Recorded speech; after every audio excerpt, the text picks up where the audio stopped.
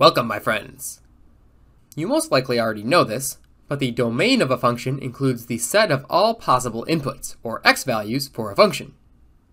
For many functions, there is no restriction on the domain. Any value for x can be plugged in, but for certain functions, the domain must be restricted in some way. One of the most common examples are square roots.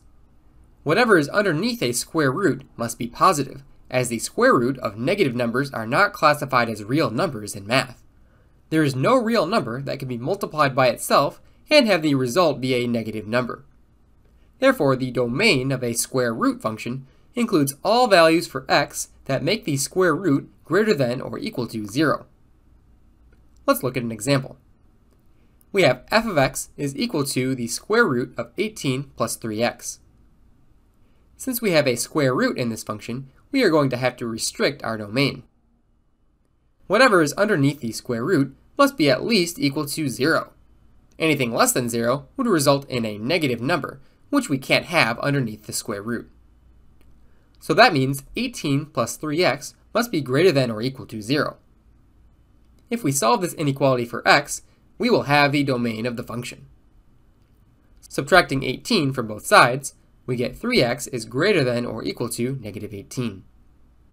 Dividing both sides by 3, we have x is greater than or equal to negative 6. Any values for x that are negative 6 or larger are allowed in the domain of this function. In interval notation, we can express this as open bracket, negative 6, comma, infinity, close parentheses, which means the smallest number we can plug into the function is negative 6. And anything larger than negative 6 can also be plugged in, all the way to positive infinity. We use a bracket to indicate that negative 6 is included in the domain, and we use parentheses in interval notation whenever we have infinity. Let's look at another example. We have f of x is equal to the square root of negative 7x plus 14. The value underneath the square root must be greater than or equal to 0. So that means that negative 7x plus 14 must be greater than or equal to 0. If we solve this inequality for x, we will have the domain of this function. Subtracting 14 from both sides, we get negative 7x is greater than or equal to negative 14. Dividing both sides by negative 7, we get x is less than or equal to positive 2. Remember that the inequality sign must be flipped anytime we multiply or divide both sides of an inequality by a negative number, which is why the greater than or equal to sign switched to a less than or equal to sign. The domain of this function is x is less than or equal to 2, or in interval notation, the domain is parentheses, negative infinity, comma, 2, bracket. This says that the largest number you can plug into this function is positive 2, and positive 2 is included, which is why we have a bracket. Anything smaller than 2, all the way down to negative infinity, is also allowed. And we always close off our infinities with parentheses in interval notation. Another common reason why you might have a restriction on domain is due to rational functions that have a denominator that could potentially equal 0. We know that division by 0 is not defined in mathematics, so we must restrict our domain so that the denominator is not equal to 0. Therefore, the domain of a rational function includes all values for x such that the denominator is not equal to 0. Take, for example, f of x is equal to x squared divided by x plus 2. This function is undefined when the denominator is equal to 0, which happens when x plus 2 is equal to 0. Solving this equation for x, we have x is equal to negative 2. The domain of this function includes all values except x is equal to negative 2, or in interval notation, we have open parentheses, negative infinity, comma, negative 2, close parentheses, union, open parentheses, negative 2, comma, infinity, close parentheses. This says that any number from negative infinity all the way up to negative 2, but not including negative 2, indicated by the parentheses, is allowed, as well as negative 2 up to positive infinity, again, not including negative 2. How about g of x is equal to x divided by x squared plus 1?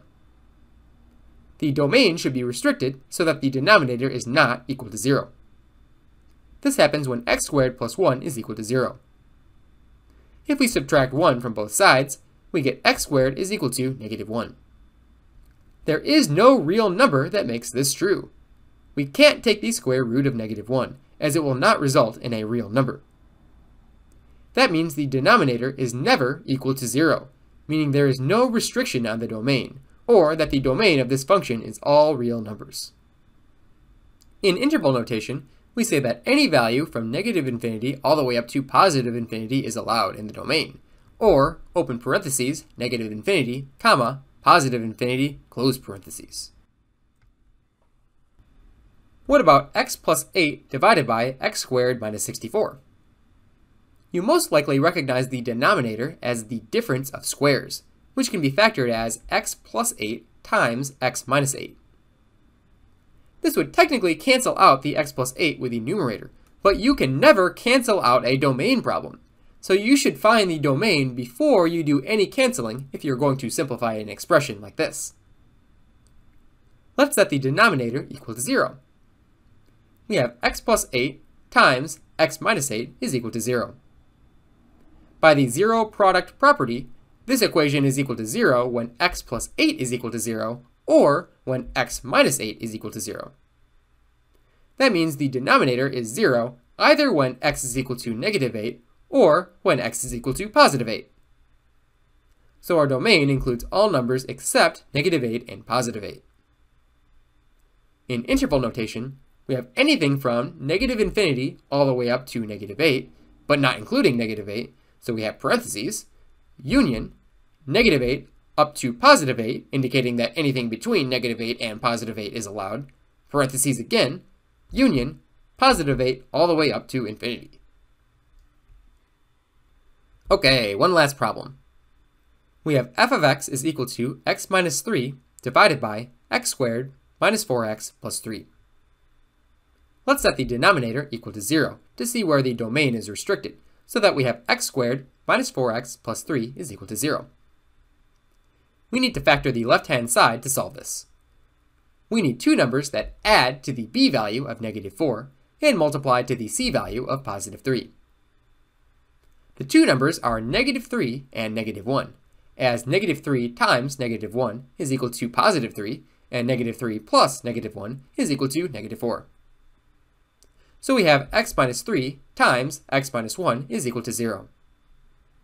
By the zero product property, either x minus 3 can equal 0, or x minus 1 can equal 0. Therefore, the expression will equal 0 when x is either +3 or +1. So the domain includes all values for x except 3 and 1. In interval notation, we have to start at -infinity and can include any number up to +1, but not including +1, and then any number between +1 and +3, again not including +3, and then any number from +3 up to infinity, which is our final answer. Alright my friends, that finishes our video covering restrictions of domain in rational and square root functions.